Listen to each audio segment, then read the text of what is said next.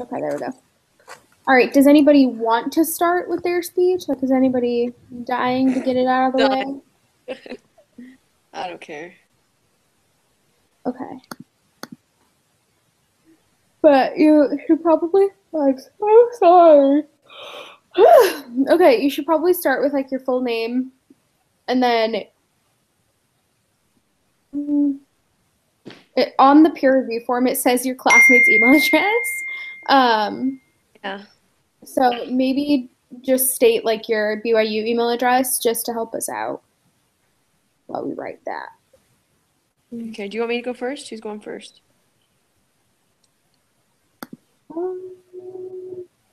Well, mine is a very like heavy topic. Mine is child abuse. So if you guys have lighter topics, maybe I should go first. Go first. Go for it, Maddie. Okay.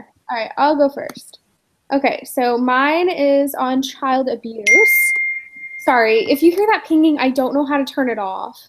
So It's okay. okay. It's okay. So What's your last name? Make sure you give us your full oh name. yeah, that's right. Okay, so my full name is Maddie Darnell, and my school email is dal14014@byui.edu.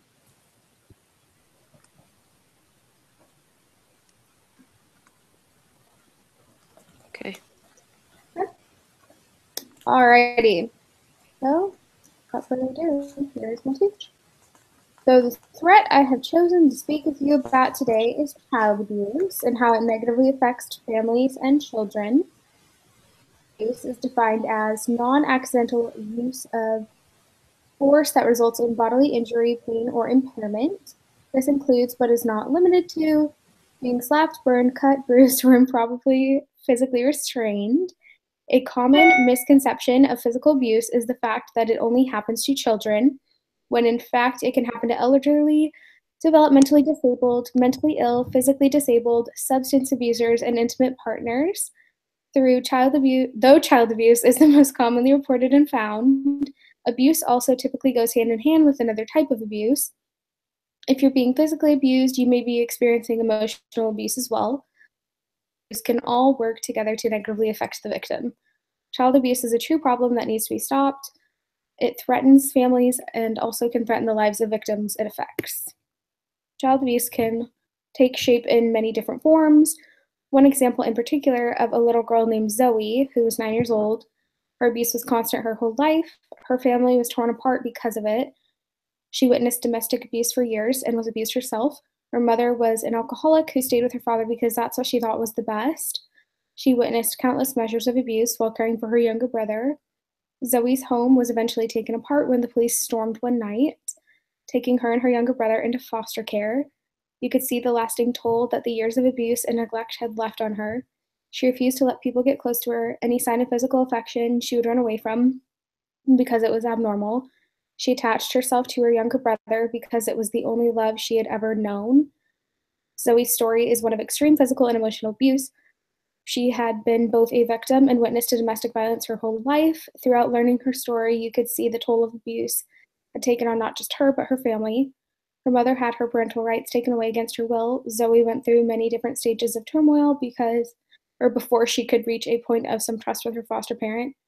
Benaiah, her younger brother, was developmentally delayed because he didn't receive the typical kind of love and upbringing most children are awarded.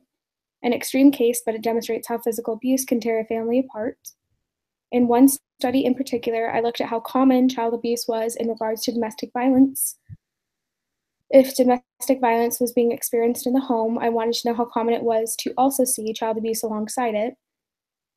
The studies from the specific set of research came back stating that the two happening at the same time was over 75% more likely, a very sad statistic.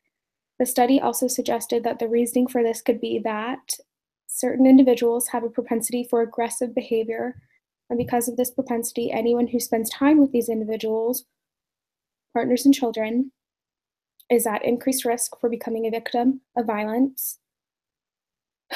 I also decided to include a study regarding long-term consequences of childhood physical abuse. Was gathered, a variety of potential short-term consequences of physical abuse have been identified, such as greater perceptual motor deficits, lower scores on measures of general intellectual functioning and academic achievement, negative social behaviors such as more aggression with adults and peers, and internalizing psychological problems such as hopelessness, depression, and low self-worth. Long-term effects of childhood physical abuse have not been explored as much as the short-term. Different forms of maltreatment, such as physical abuse, sexual abuse, and neglect, may lead to diverse short to long. Either way, we see through the study how children can be negatively affected through what happens to them at home, how these experiences can have negative tolls on them through all different aspects of their lives. The Prevention and Treatment Act was enacted in 1974 and was later amended in 1978. The law was completely rewritten into the Child Abuse Prevention, Adoption, and Family Services Act of 1988. This act was maybe cited as the Child Abuse Prevention and Treatment Act of 2010. 2008, that approximately 772,000 children were found by states to be victims of child abuse. So they decided to take action and press forward to make the act stronger. The act is one of the key pieces of legislation that guides child protection. It is also the federal law governing child protective services programs across the country. This act is a family-based service, as they are trying to help protect families and children. They work to address the problem and help to go from there. For example, with Child Protective Services, when they find a child in distress, they go to help that child and find a way to improve their quality of life. This act does work to strengthen families by educating them on what is good for children. CAPTA helps by holding mutual support programs. These programs help to maintain a national network of mutual support, leadership, self-help programs as a means of strengthening families in partnership with their communities. Through all of this information, we have learned that child abuse is a true issue. There is much that can be done at a government level, whether that is prosecuting to a higher level once the child abusers are convicted, or by insulting mandatory therapy sessions so they can find why they're doing this. Oftentimes, child abusers or physical abusers strike out of anger, so we can start by helping them determine what it is that causes that. It seems as if there is a lot of talk and not much action when it comes to abuse. Most of the time, it's the child or victim that suffers the most and not the abuser. For example, in the state of which I reside, Oregon, the maximum sentence for a convicted child abuser is 1 year in jail and a fine of up to $6,250. That sentence can even include sexual abuse. Of course, it is a slight difference depending on the situation, but in most cases, that is what would happen to an abuser. As children are the future of our generations to come, we need to do more to fight for their virtue and their sanctity. There's more that can be done, and there's more that should be done. And that's it. I'd cough that entire time. Good job. Thank you. I went a minute over. But okay. yes. Okay. Does anybody have questions? Because there's supposed to be like a Q&A. What do you think do you think there's a correlation between like pornography and abuse? What are your thoughts on that?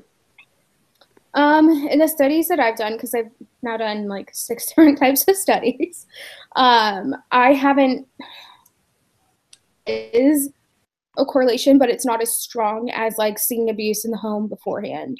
So like say it's a really big avalanche effect. So say that like the parent was abused, the grandparent was abused, the great-grandparent was abused.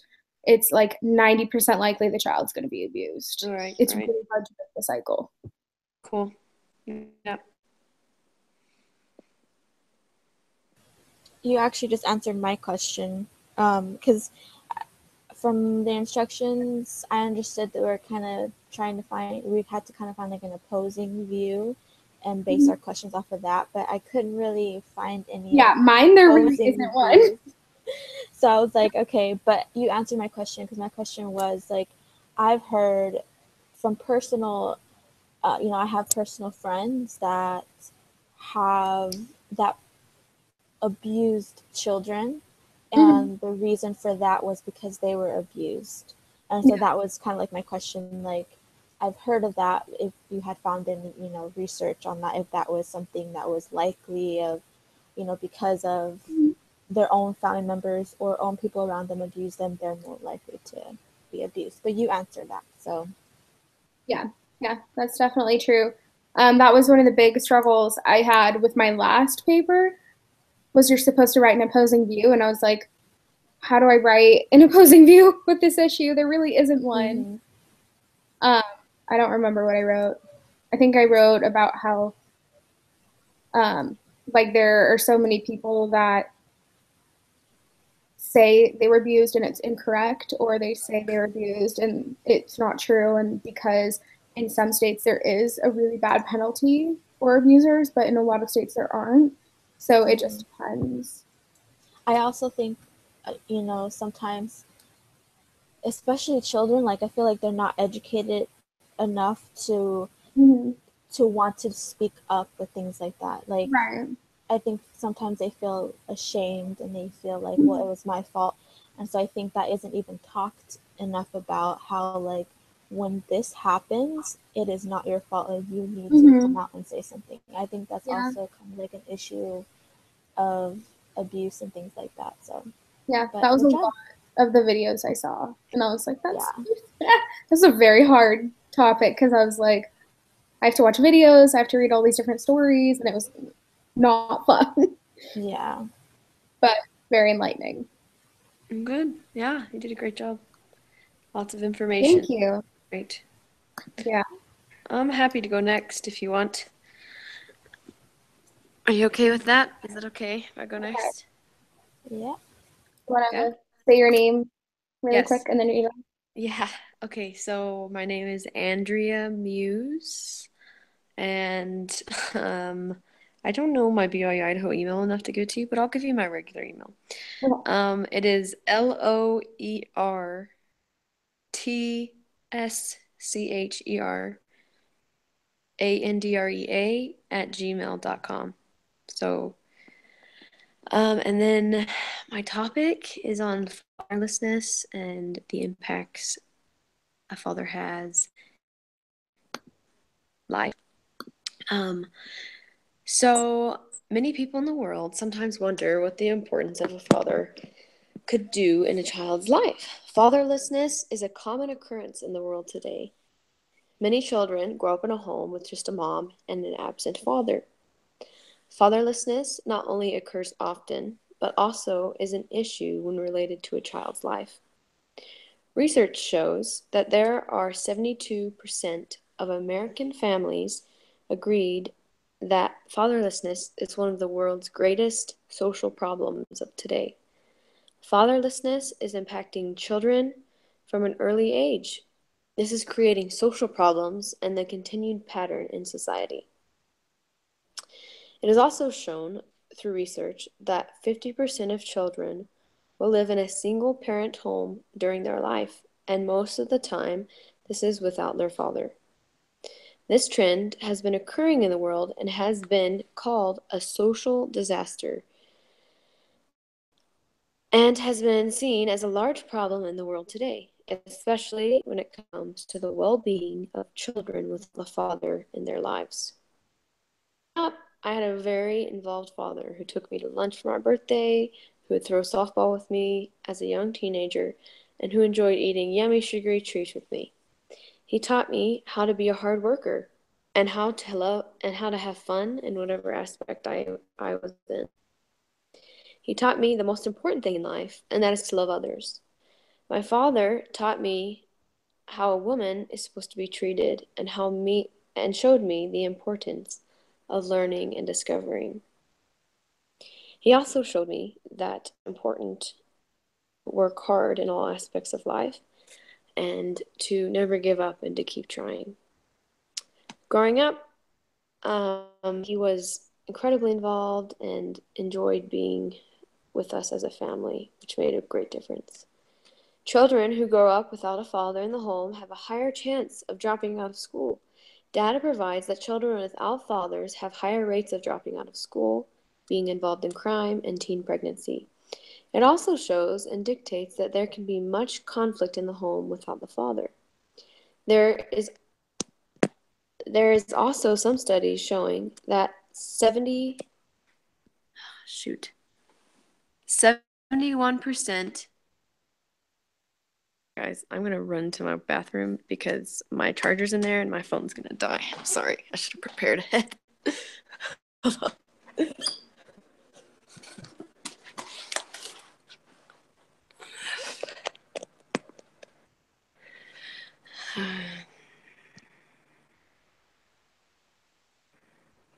71% higher. There are some studies showing that 71% higher high school dropouts for those children who come from fatherless homes. This also means that the children get poor grades and perform poorly on tests. A father helps build children up in confidence and in their school life. A father can be the perfect figure to help a child see the importance of its future. For me, my father built me up and told me positive things in my life. I also craved my father's attention and wanted him to notice that I was accomplishing in life. He would notice the kind things I did for my family and the person I was trying to become. In the government, there's a policy called the Father Rights Act. This act allows the father to find involvement in their child's life through different ways, whether it be divorce or whether from the parents. It is family focused, and the government wants the father to be involved in their child's life. It is addressing the symptoms of a fatherlessness home, but the policy is still trying to promote a family lifestyle. It strengthens families in the sense that it allows the father to be involved and try to become present in his child's life.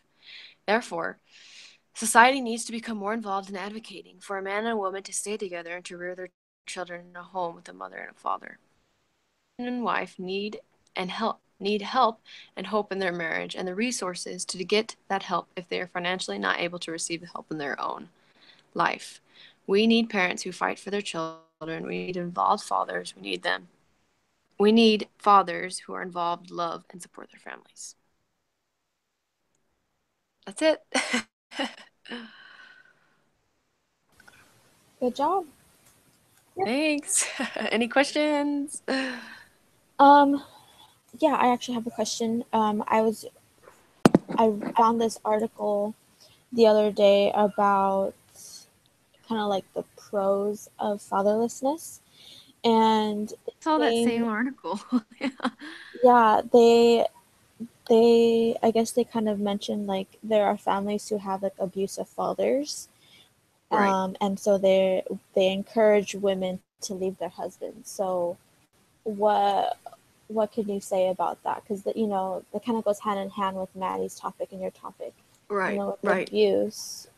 Right. Is It it does. It does kind of go along with that. is I don't it know. See, I feel like there's more research on the end of fatherlessness rather than like an abusive father, which I've seen that research too. I saw the article about how, like if they're in a bad marriage or a bad relationship, it can affect the child the same way fatherlessness could affect the child. Yeah, so I feel like there still is more research to back up the fact that fatherlessness is impacting society more than an abusive father. I don't know. That's kind of what I've seen in the research that I've looked at. There's a ton of information on fatherlessness, like so many statistics about how kids, their lives are a mess and how like big percentages drop out of school and get involved in drugs and stuff like that. So I read an article yesterday that said 70% of men who are grown up without both parents. 70%. Isn't that crazy? Percentage, yeah. Yeah. Yeah. Anyway. Um, Any other? yeah. Would you say that with the way that society is, do they promote fatherlessness or do they negate against it? I think they promote against it, honestly. You Yeah. see, like, dads are no good. They don't do anything for their families, blah, blah, blah. You see a lot of negative information about dads and men in general. So I think very much advocating for being a good father and being involved in your marriage and in your child's life. I think they promote against it. That's what I would say. Yeah. Yeah, good questions. All right. I don't have any more questions. Do you have any more questions, Maddie? Perfect. Good. Okay. I guess I am up. All right, let me get situated here. Okay. Shit. Let me get my email really quick. Okay. My name is Danae Castillo, and my BYU email is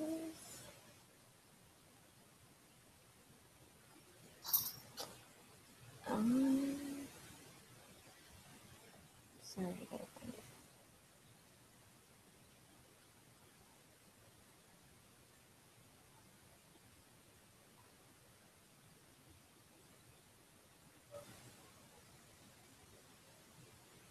Okay, it's CAS15038 at byui.edu. Okay, so my speech is on sexual intimacy before marriage. When a person is in love, they often have what one may call the cliché feeling of butterflies in their stomach, or even the need to always have the person by their side. These feelings can at times feel indescribable to those who are madly in love with their significant other. These feelings also may lead individuals to wanting more, perhaps a more intimate and more physical relationship with that person. The want and need type of feeling that any human being can get when they are in a romantic relationship often leads them to making decisions on moving to what many may consider the next big step. What could that next step be? Marriage? While many may agree to that answer, it is often not the first choice people in society make right off the bat. Now, I can easily talk about why you should get married and the wonderful aspects of marriage, but in reality, that topic isn't what puts families and individuals at risk. In contrary, the wrong choice that does put families and individuals at risk, that many people who are in love often make, is actually putting off marriage or not getting married at all. Instead, they end up moving on to one of the most wonderful, intimate, and physical acts that should ultimately take place only within a marriage, which is sexual intimacy. Sexual intimacy is a beautiful procreation gift we as males and females have, not only to be able to create other human beings, but also to reflect and demonstrate the love between a husband and a wife. Unfortunately, many people misuse this gift in ways that can ultimately be threatening to individuals and families. Now, you may be asking yourself, how can this possibly affect me or my family? I am here to tell you that there are serious consequences that can occur if sexual intimacy is used at the wrong time, wrong place, and with the wrong person. There are many families out in the world whose only desire is to start a family, but many of them cannot due to different reasons, such as infertility. While there are women who suffer from not being able to start a family, there are also those who throw away the opportunity just because of their poor choices in being sexually active and then wanting to get rid of the consequences with easy way outs. In recent studies, it was found that 45% of pregnancies were unwanted. Out of that percentage of unwanted pregnancies, 40% ended in abortion. These numbers change over the years, however, it hasn't seemed to decrease. There are many women, especially young women, who decide to become sexually active without the commitment of having a husband and starting a family. Many of them end up confronting these types of emotional and physical difficulties because of their poor decision making in sexual intimacy. Sexual intimacy is supposed to be full of love, not simply to please the lust of your desires. And choosing to have premarital sex multiple times with multiple partners can result in serious physical diseases that can ultimately end in death. It is known that there are approximately 1.1 million people living with HIV, and 1 in every 7 of them don't even know it. Is being sexually active with multiple partners worth receiving a disease that comes with a lifelong worth of deadly complications? These risks to families and children from sexual intimacy before marriage can be avoided if the proper precautions take place. Being educated on sexual abstinence can start in the youth years. There are 37 states in the U.S. that require sex education that includes abstinence, and 26 of which that require that abstinence be stressed as the best method. Although abstinence is at times looked down upon, it doesn't mean the facts aren't there. Research finds that 53% of all high school students nationally have not had sex. These results are based upon the states allowing their schools to educate these youths. It doesn't stop there. It doesn't stop there, though. Parents are also very much responsible for supporting and teaching their children about not having premarital sex. It is often too much of a topic that parents become ashamed of or embarrassed to talk about. This shouldn't be the case if you truly care about the outcomes that can come from sexual intimacy with your own child. After all is said and done, sexual intimacy is a beautiful thing. It is what brings a type of love that no other physical aspect of human existence can bring. However, it is how we use it and when we use it that creates the outcomes of it all. If waiting and not having premarital sex is what I have to do to keep away from the negative emotional, mental, and physical effects, then so be it. Make the decision today to become educated and keep sexual intimacy within the bonds of marriage. By making the choice to wait to have sexual relations until marriage and encouraging your children to do the same, will in the end avoid the negative outcomes that can occur if you choose not to. It is not worth the news of not being prepared to be a mother or a father, whether at a young age or an older age, and bring a life into this world, or receiving the devastating news that you only have a few months to live because HIV is eating your life away. Are you ready to hear that type of news from a friend, a coworker, a family member, or your own child? I am 24 years old, and I made the decision to save my life to save myself for my husband since I was a young girl. I learned from my parents' examples, which made me grow with a desire to wait. I am now happily married and often think about how grateful I am to have been able to keep such a gift close to my heart and wait to give it to someone who I knew respected the same idea. I too have felt the butterflies in my stomach, the want to never leave his side, and the need to want to share everything with him. I can assure you that sexual intimacy, when it is used within a marriage in the right way at the right time and with the right person, avoids so much heartache and brings so much happiness. Make the choice today to help your families, children, and communities understand the dangers of premarital sex and the positive outcomes of waiting until marriage. And that's it. Great. That was really good. Very, very good. Question wise, what do you think the impact of pornography has on marital sex? What are your thoughts about that? I Like wonder. pornography and then premarital sex, like if that impacts it, pornography Like, impacts I it. don't know. Yeah, kind of like how it impacts it. What do you think? And like Um, making people want to do it earlier or more, not saving themselves, kind of in a sense. I don't know. What do you think? mm-hmm. I personally, I didn't find any research on that particular topic, but I think pornography definitely has a huge impact in children, youth, and even adults um, with having premarital sex. I think just with the curiosity of it all really impacts the decisions that children and youth make with that. And it Right. was Yeah.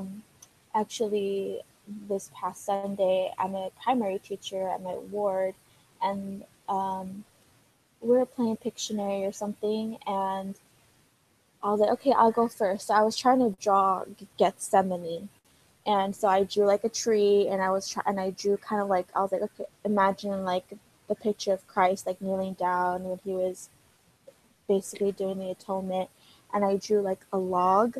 And I'm a really bad drawer, but I drew like a log, and then I drew like a person like kneeling over the log. Yeah.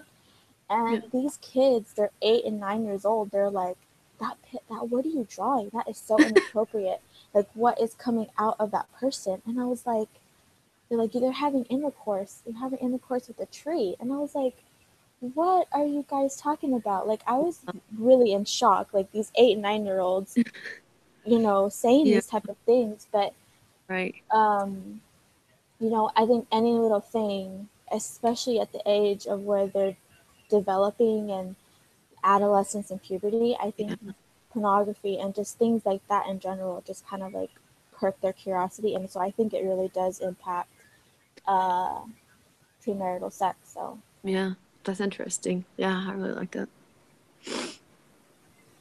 Um, my question is, what do you think we can do in school programs to improve the idea of the family and prohibit premarital sex?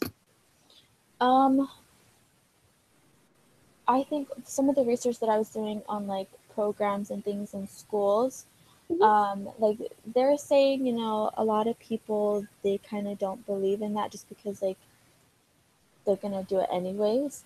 But some of the good points that they made is that it also, starts with the parents. And so I think if I was homeschooled, and so I've never even been into like a sex education class in school or like abstinence. I've never been in one, and so I'm not, too familiar with what exactly goes on in those types of programs and things. But I would assume, or I would think that maybe, educating the parents, making sure the parents know the kind of dangers and what the schools or the programs are trying to promote for their children, and having them understand, them be educated so like kind of like a triangle type thing. Like here's a child, the school, and the parent. Because if the child's right here and the school's giving all them stuff, but then the parent isn't communicating, they can't complete that triangle. And so if all of them are on the same page, I think that will help support the children in these decisions that they make. And so I think with these programs, I think, allowing, making sure that parents are very aware of why they're doing it and what they're promoting, I think that will help also. Yeah, definitely. Yeah, really good. Okay. All right, was that it? I think so. Yeah.